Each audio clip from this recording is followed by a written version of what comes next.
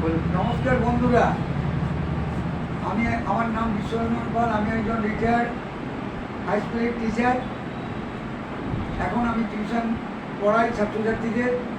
তো আমার যেটা আজকের পাঠদানের বিষয়বস্তু, সেটা হচ্ছে জৈবনিক প্রক্রিয়া।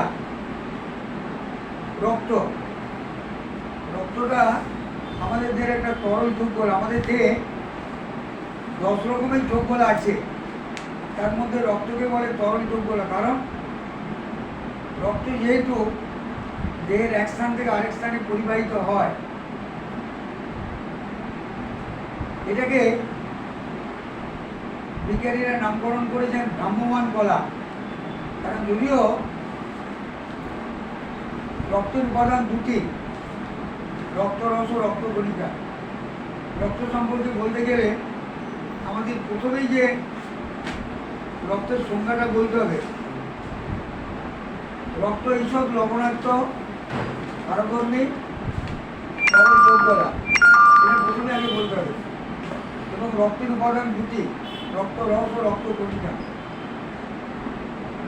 অনেকদিন আগে একটা তথ্য শুনেছিলাম, যেমন কোনো নদী বয়ে যাচ্ছে, সেখানে কতকগুলি ছোট ছোট নৌকা বা ডিঙি, অনেকে ডিঙাও বলে, তারা ভাসতে ভাসতে যাচ্ছে।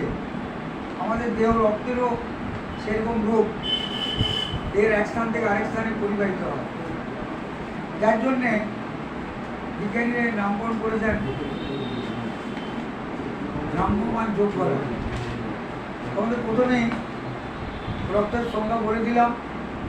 রক্তের উপাদান দুটি, রক্তরস রক্তকণিকা। রক্তরস কিশোর স্বচ্ছ হরিদ্রাব বর্ণের একটা উপাদান। ওর মধ্যে বিভিন্ন প্রকার রক্তকণিকা বা রক্তকোষগুলি ভাসমান অবস্থায় থাকে। যেমন আমাদের দেহে প্রধানত 3 রকমের রক্তকণিকা থাকে: লোহিত রক্তকণিকা, শ্বেত রক্তকণিকা, অনুচক্রিকা। সাধারণত মেরুদণ্ডী প্রাণীদের দেহে মৎস্য থেকে আরম্ভ করে উভচর এই স্তন্যপায়ী পর্যন্ত সকলেরই এই 3 প্রকার কণিকা থাকে। তবে এখানে একটা কথা না বললে অত্যুক্তি থেকে যাচ্ছে। কেঁচোর রক্তের রং লাল। কেঁচোর রক্তের মধ্যে শ্বেত রক্তকণিকা থাকে। বিভিন্ন মেরুদণ্ডী এবং অমেরুদণ্ডী প্রাণীতে তাদের বিবর্তন অনুযায়ী রক্ত সেইভাবে অবস্থান করে। যেমন আরশোলার রক্তকে বলে হিমোলিম্ফ। কারণ আমাদের একটি কথা মাথায় রাখতে হবে, এই যে লোহিত রক্তকণিকা, যার আকার গোল থালার মতো, তবে আমাদের যে অনেক সময় থ্যালাসেমিয়া বলে একটা কোনো কোনো মানুষের রোগ হতে পারে, তখন এটা কিন্তু চাঁদের মতো আকার হয়ে যায়। এটা সাধারণত গোল থালার মতো, এবং এটা হচ্ছে নিউক্লিয়াসবিহীন লোহিত রক্তকণিকা। শ্বেত রক্তকণিকা, আগে পরিচিতিটা দিচ্ছি আমি বিভিন্ন রক্তকণিকা সম্পর্কে। নিউক্লিয়াসযুক্ত এবং কয়েকটি রথি বা খণ্ডে বিভক্ত। আর অনুচক্রিকা, এটাও নিউক্লিয়াসবিহীন। লোহিত রক্তকণিকাতে যে নিউক্লিয়াস থাকে না তা নয়, প্রাথমিক অবস্থায় এটা থাকে। আস্তে আস্তে এটা পরে অদৃশ্য হয়ে যায়। আমি হয়তো বিভিন্ন ক্লাসে একটা খুব গুরুত্বপূর্ণ বইয়ের কথা বলি, সেটা হচ্ছে রক্তরস সম্পর্কে। আমি তোমাদের তথ্য বলছিলাম, এটা এইসব হলুদ বর্ণের ক্ষারীয় দলবদ্ধ, এবং 100 ভাগ রক্তের মধ্যে রক্তরস থাকে 55%, আর রক্তকোষ বা রক্তকণিকা থাকে 45%। কিছুক্ষণ আগে আমি বললাম যে রক্তকণিকাগুলি আমাদের দেহে ভাসমান কলা। দেহের এক স্থান থেকে কখনো পায়ে আছে, কখনো মাথায় আছে, কখনো বুকে আছে, সারা শরীরে এরা যাতায়াত করছে এবং তাদের নিজের কার্য সমাধা করে যাচ্ছে। সাধারণত সুস্থ স্বাভাবিক মানুষের দেহে রক্তের পরিমাণ থেকে 5 থেকে 6 লিটার। তবে অনেক সময় দেখা যায় আমরা যদি রক্তাল্পতা বা এনিমিয়া রোগে ভুগি তাহলে আমাদের রক্তের পরিমাণটা অনেক কমে যায়, 4 থেকে 5 লিটার পর্যন্ত হয়ে যেতে পারে। যদিও ব্লাড বা রক্তকণিকা হচ্ছে এমন একটা জিনিস, এটা বাইরে থেকে আমাদেরকে ট্রান্সফিউশন করা যায়। বিজ্ঞানীরা অনেক জিনিস আবিষ্কার করেছেন, কিন্তু এখনো পর্যন্ত রক্তকণিকা বা রক্তরস আবিষ্কার করতে পারেননি। তোমরা নিশ্চয়ই হয়তো শুনে থাকবে বিভিন্ন ক্লাবে বা বিভিন্ন সংস্থা থেকে রক্তদান শিবির করা হয়। রক্তদান শিবির কারণটা কি? যে সমস্ত মানুষরা মুমূর্ষ, হয়তো তারা একটু রক্তের জন্য মারা যাচ্ছে, বিজ্ঞানীরা বলছেন তাদেরকে রক্তদান করতে হবে। তবে রক্তদান করাটা অত সহজ জিনিস নয়, কারণ আমাদের রক্তে ভিয়েনার একজন চিকিৎসক, তার নাম হচ্ছে কার্ল ল্যান্ডস্টেইনার, উনি রক্তের গ্রুপকে আবিষ্কার করলেন। এটা একটু বলে দিই তথ্যটা সামান্য ছোট্ট করে, পরের দিন আবার এটা আলোচনা করব। কারণ একটা মুমূর্ষ রোগীকে যখন রক্তদান করতে হয়, শল্য চিকিৎসায় যখন আমাদের উন্নতি ঘটল, বিভিন্ন কারণে আমাদের রক্ত দিতে হয়। যিনি রক্ত দান করেন তিনি হচ্ছেন দাতা, একটা মহৎ কাজ। এবং যিনি রক্ত গ্রহণ করেন তিনি হচ্ছেন রক্তের গ্রহীতা। তবে আমাদের মধ্যে একটা ভ্রান্ত ধারণা আছে, আমরা যদি কাউকে রক্ত দিই আমরা মারা যেতে পারি, কিন্তু তা নয়। 18 থেকে 20 বছর বয়স পর্যন্ত, ভুল বললাম, 18 থেকে 40 বছর বয়স পর্যন্ত যে কোনো মানুষ রক্তদান করতে পারে। তবে রক্তদান করার পূর্বে অনেক ডাক্তার থাকেন, তারা দেখে নেবে আমাদের রক্তের মধ্যে এইডসের কোনো ভাইরাস আছে কিনা, আমাদের ম্যালেরিয়ার কোনো জীবাণু আছে কিনা। তারপরে তারা রক্তকে সার্টিফিকেট দেবে বা গ্রহণযোগ্য বলে মেনে নেবে। এবং এটা পাউচে সাধারণত সংগ্রহ করায় 200 থেকে 250 মিলিলিটার, তার বেশি রক্ত কিন্তু নেয় না, 200 থেকে 250 মিলিলিটার। এবং তারপর কিন্তু আমাদের আবার পুনরায় রক্ত তৈরি হয়ে যায় দেহে। আমার সকল তোমাদের বন্ধুদের কাছে বা ছাত্রছাত্রীদের কাছে অনুরোধ, তোমরা যাদের বয়স হয়তো 18 হয়ে গেছে বা 18 থেকে 40 বছর বয়স পর্যন্ত, যে কোনো মানুষই কিন্তু স্বেচ্ছায় রক্তদান করতে পারে, কারণ রক্তদান হচ্ছে একটা মহৎ কাজ। এখন আমি লোহিত রক্তকণিকার, শেষ রক্তকণিকা, অনুচক্রিকা সম্পর্কে তোমাদের কিছু তথ্য অনুধাবন করব। যেমন লোহিত রক্তকণিকা, মাছ এবং ব্যাঙ, এদের লোহিত রক্তকণিকায় নিউক্লিয়াস থাকে, কিন্তু অন্যান্য যে সমস্ত প্রাণীরা রয়েছে, যেমন মানুষের ক্ষেত্রে এখানে লোহিত রক্তকণিকায় কোনো নিউক্লিয়াস থাকে না। এটা হচ্ছে নিউক্লিয়াসবিহীন লোহিত রক্তকণিকা। কী লাভ হয়? লোহিত রক্তকণিকা এমন একটা কোষ যেখানে কোনো মাইটোকন্ড্রিয়া নাই, অন্যান্য কোষসমূহ নাই, তাহলে কোষীয় তলটা অনেক বৃদ্ধি পায়। লাভ কী হবে? লোহিত রক্তকণিকার মধ্যে একটা বিশেষ রাসায়নিক উপাদান থাকে, তার নাম হচ্ছে হিমোগ্লোবিন, লৌহ গঠিত প্রোটিন। হিম মানে লৌহ,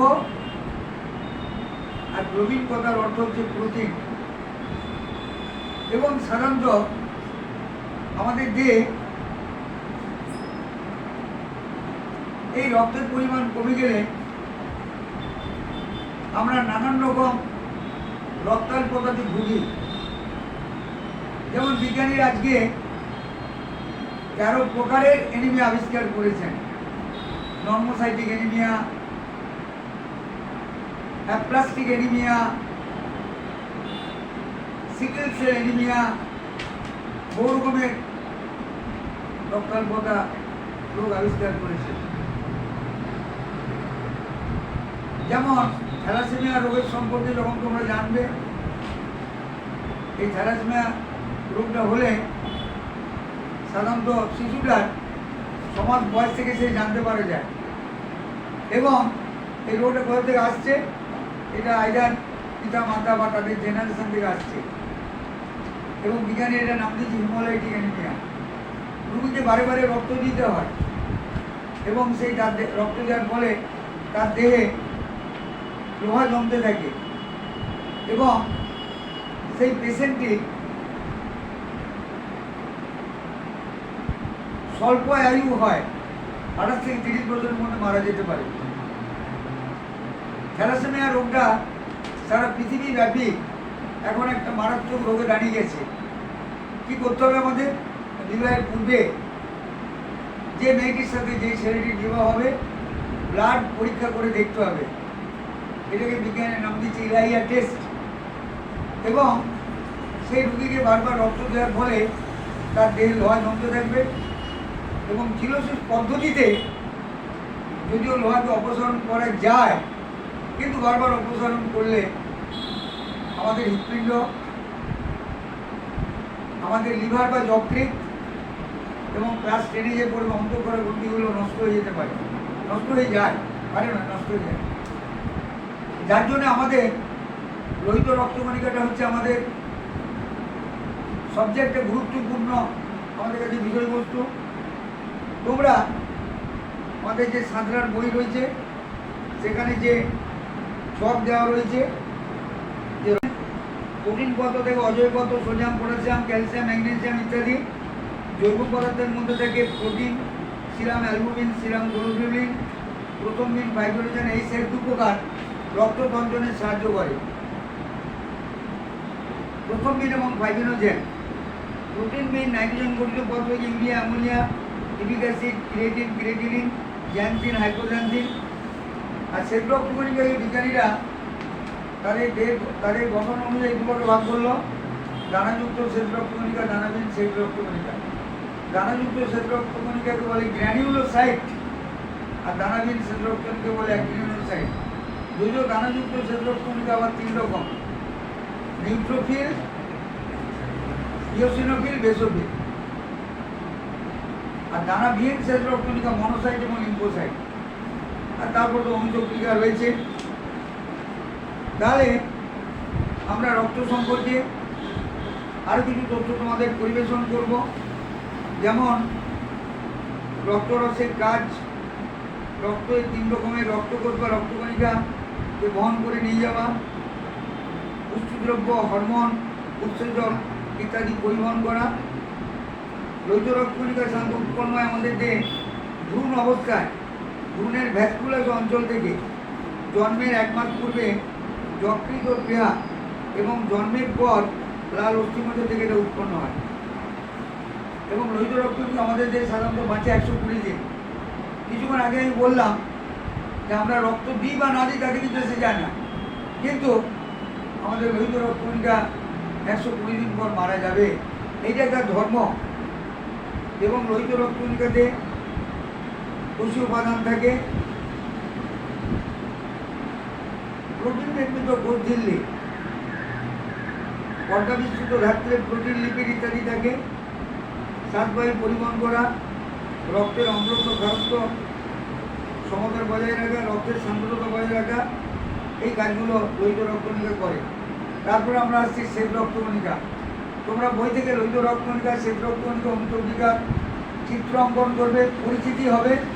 শ্বেত রক্তকণিকাকে আমরা আগেই শ্রেণীবিভাগটা বলে দিয়েছি।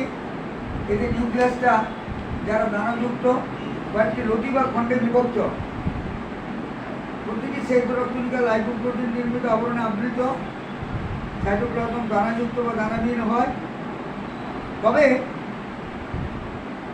মানুষের শ্বেত রক্তকণিকায় কিন্তু নিউক্লিয়াস আবশ্যিক থাকবে এবং এরা কয়েকটি খণ্ডে বা লতি বিভক্ত, বহু লতিযুক্ত। আর যেটা দানাবিহীন শ্বেত রক্তকণিকা তাতে কোনো নিউক্লিয়াস থাকে না। নিউট্রোফিল আর মনোসাইট, লিম্ফোসাইট। দানাযুক্ত শ্বেত রক্তকণিকা নিউট্রোফিল, ইওসিনোফিল, বেসোফিল। শ্বেত রক্তকণিকা কী কাজ করে? দেহরক্ষী সৈনিকের মতো কাজ করে। আমাদের দেহে অহরহ খাদ্যের সাথে, শ্বাসবায়ুর সাথে, দেহে কোনো স্থানে কাটার স্থানের সাথে রোগ জীবাণু ঢুকে পড়েছে বা ঢুকে পড়ছে, এদের সঙ্গে শ্বেত রক্তকণিকার একটা যুদ্ধ বাঁধে এবং সেই শ্বেত রক্তকণিকা যদি যুদ্ধে জয়লাভ করে তবে কিন্তু আমাদের এই রোগটি হবে না। কিন্তু যদি যুদ্ধে হেরে যায় তখন আমাদের দেহে রোগটির প্রাদুর্ভাব দেখা যাবে। যদিও আমরা প্রয়োজনে কোনো রোগ প্রতিরোধ করার জন্য কৃত্রিম অনাক্রমতার সৃষ্টি করি, আমাদের প্রত্যেক মানুষের দেহে আমাদের একটা ইমিউনিটি পাওয়ার আছে কম বেশি করে। এর এখনও কোনো যন্ত্র আবিষ্কার হয়নি যে কার দিয়ে কতটা ইমিউনিটি পাওয়ার আছে। এই ইমিউনিটি পাওয়ারটা হচ্ছে আমাদের ঈশ্বর প্রদত্ত জিনিস। এবং যখন আমরা কিছুদিন আগে করোনার আবহাওয়া গেল, সেই সমস্ত মানুষরাই মারা গেছে যারা হয়তো লাংস রোগে আক্রান্ত, যারা হয়তো যে সমস্ত মানুষরা হার্টের রোগে আক্রান্ত বা অন্যান্য অর্গেন তাদের অকেজ, সেই হয়ে যাওয়ার জন্য তারা মারা গেছে। মহামারী আকারে একটা দেখা দিয়েছিল। তবে শ্বেত রক্তকণিকার যে কাজটা বললাম, এটা এদের মেন কাজ। এরা রোগ জীবাণুর সাথে ঝগড়া বাঁধে এবং তারা রোগ জীবাণুকে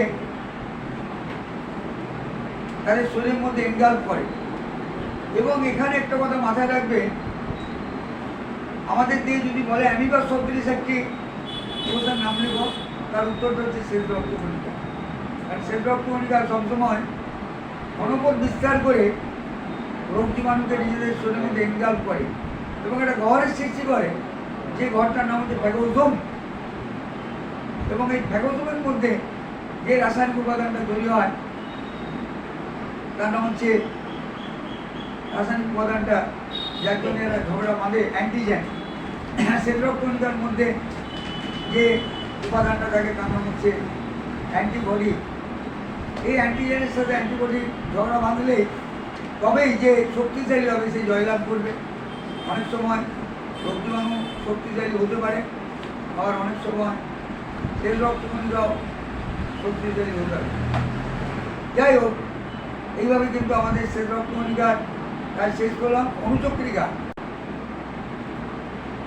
নেক্সট ক্লাসে তোমাদের আমি রক্তকণিকার চার্ট দেখিয়ে দেবো, কারণ এগুলো আমার কলকাতা থেকে কিনে আনতে হয়। তখন তোমরা অবশ্যই যত্ন করে আনবে। লোহিত রক্তকণিকা, শ্বেত রক্তকণিকা, অনুচক্রিকা। হ্যাঁ, তবে মোটামুটি মনে রাখবে, আমাদের যে লোহিত রক্তকণিকা প্রতি ঘন মিলিমিটার রক্তে পুরুষদের থেকে 50 লক্ষ আর স্ত্রীদের থাকে 45 লক্ষ। এর পরিমাণ কমে গেলেই কিন্তু আমাদের রক্তাল্পতা বা এনিমিয়া। এবারে কোন এনিমিয়াটা হয়েছে সেটা ডাক্তাররা ডিটেক্ট করবে ব্লাড পরীক্ষা করে। শ্বেত রক্তকণিকা থেকে প্রতি ঘন মিলিমিটার রক্তে 8 থেকে 10,000। এর যদি পরিমাণ বেড়ে যায় তাহলে আমাদের ব্লাড ক্যান্সার হয়, 50,000 পর্যন্ত পৌঁছে যেতে পারে ব্লাড ক্যান্সার। শ্বেত রক্তকণিকার পরিমাণ যদি অনেক বেড়ে যায়। আর আমাদের দেহে অনুচক্রিকা যেটা থাকে সেটা প্রতি ঘন মিলিমিটার রক্তে 2.5 লক্ষ থেকে 5 লক্ষ থাকে। যদিও অনুচক্রিকা আমাদের দেহে রক্ত সঞ্চন, দেহ কোনো জায়গায় কেটে গেলে রক্তটি জমাট বানাতে বা হিলিং করতে সাহায্য করে। অনুচক্রিকার গড় আয়ু কিন্তু 8 থেকে 9 দিন। শ্বেত রক্তকণিকা যেমন বাঁচে 2 থেকে 15 দিন। অনুচক্রিকা আমাদের দেহে রক্ত সঞ্চনে সাহায্য করে। আমাদের কোনো জায়গা কেটে গেলে রক্ত বেরিয়ে আসে। তবে বিজ্ঞানীরা একটা আবিষ্কার করেছেন, হিমোফিলিয়া বলে একটা রোগ আছে, বংশগত রোগ। এই রোগে কিন্তু রক্ত জমাট বাঁধতে চায় না। এটা খুবই মারাত্মক রোগ, আমাদের দেহ থেকে রক্ত বেরিয়ে যায়। হিমোফিলিয়া ক্লাস 10-এ তোমরা যে পড়বে। এইখানেই বলি আমি আমার পড়াশোনার পরিসমাপ্তি করলাম। তোমরা পরের দিনের ক্লাসে এই সম্পর্কে অনেক তথ্য আরও জানতে পারবে। তোমাদের চিত্র দেখিয়ে দেবো, লোহিত রক্তকণিকা, শ্বেত রক্তকণিকা, অনুচক্রিকা। তোমরা এখন বাড়িতে এটা পড়াশোনা করো। তোমাদের সকলকে আমার অনুগামী বন্ধুদের এই বলে আমি আমার তথ্য শেষ করলাম। তোমরা নিজের একবার বাড়িতে নিজের টেক্সট বইগুলি মন দিয়ে পড়ো। তোমাদের যদি আমার এই ভিডিও প্রোগ্রামটি ভালো লাগে তাহলে লাইক, সাবস্ক্রাইব এবং কমেন্ট করতে ভুলো না।